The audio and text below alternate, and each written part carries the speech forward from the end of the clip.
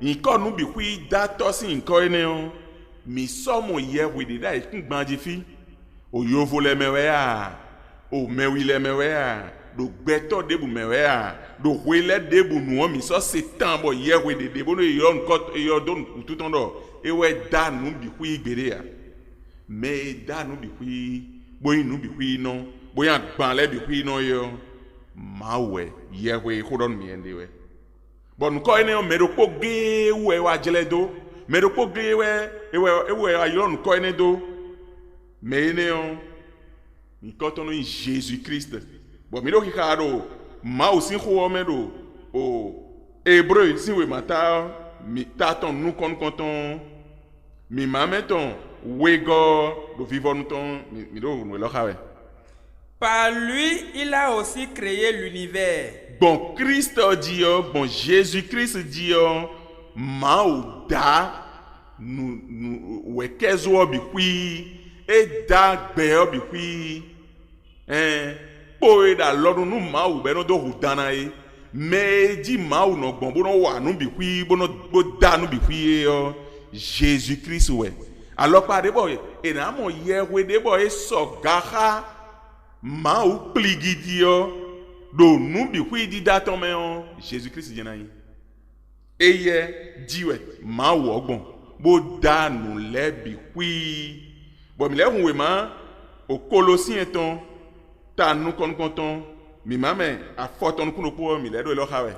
Car en lui ont été créées toutes les choses qui sont dans les cieux et sur la terre, les visibles et les invisibles, trônes,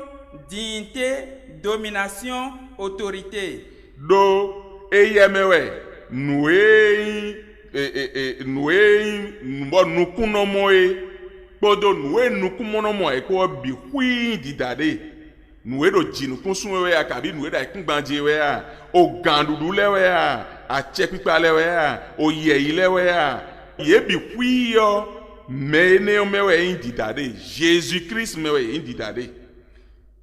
Tout a été créé par lui et pour lui. Nous bi hui di dagbon Jésus-Christ o di bolevo indida nu Jésus-Christ o.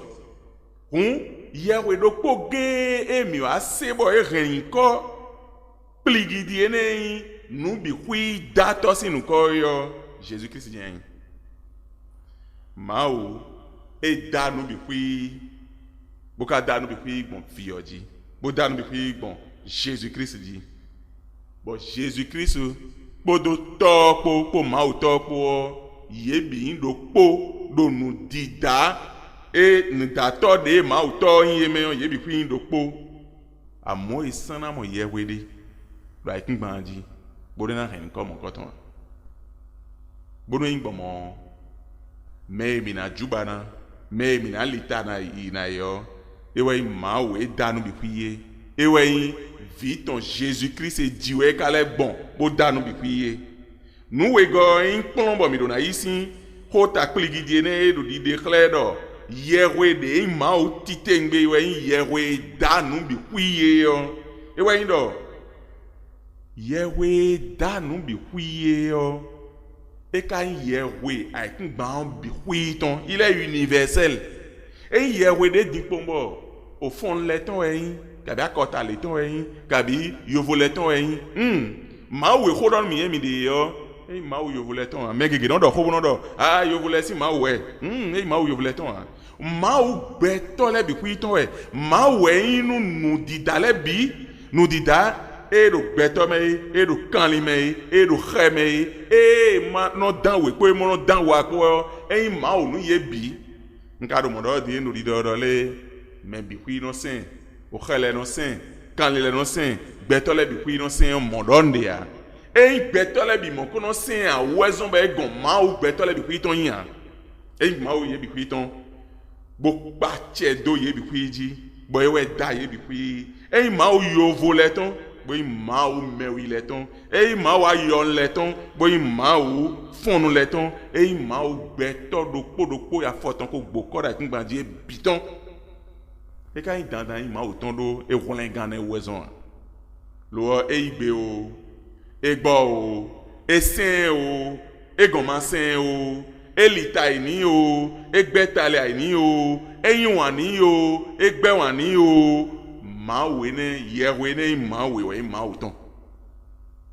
yewe ne mawe yo edo pono we akota le bi kwi gbetemeteme dodo le bi kwi gbeto ya foton ko gbokora ikungba eda eji bi kwi do na sin bona lita ina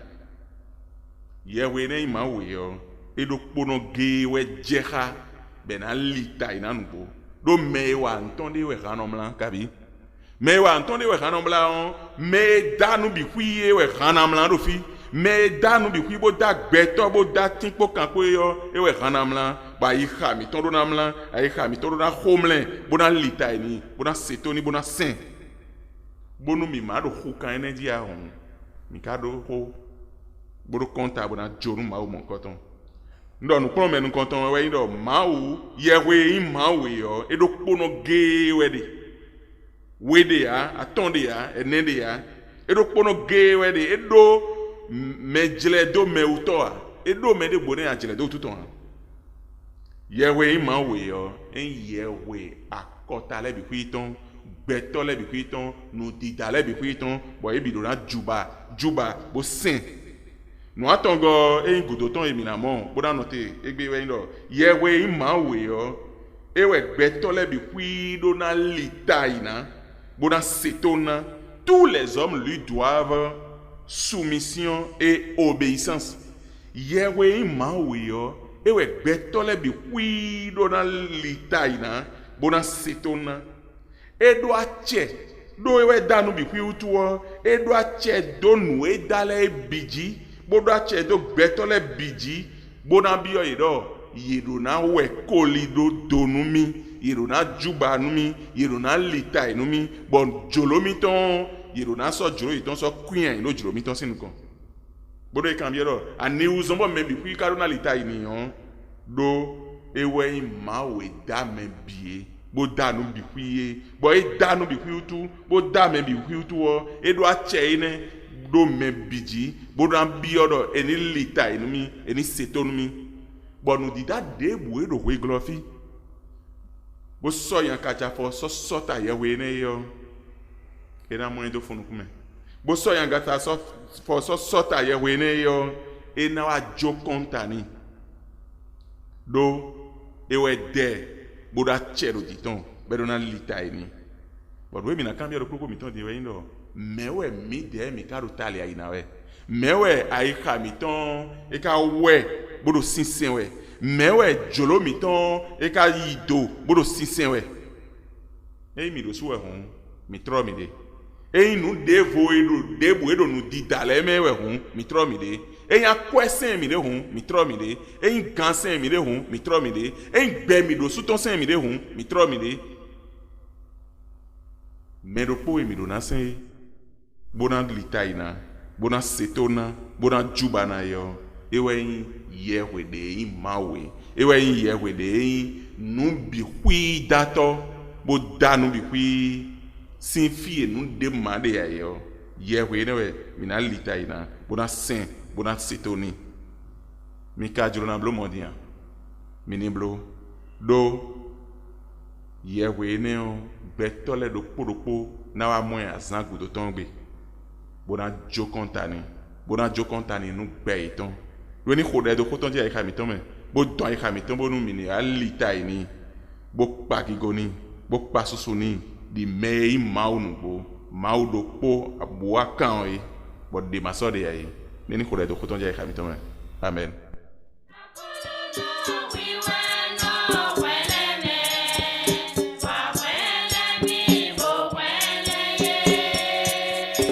Mi drona levo monokun jeme deji yo mi hen mi na yolo alokan 66 35 34 63 Kabi 95 36 83 12 Kabi 68 56 52 91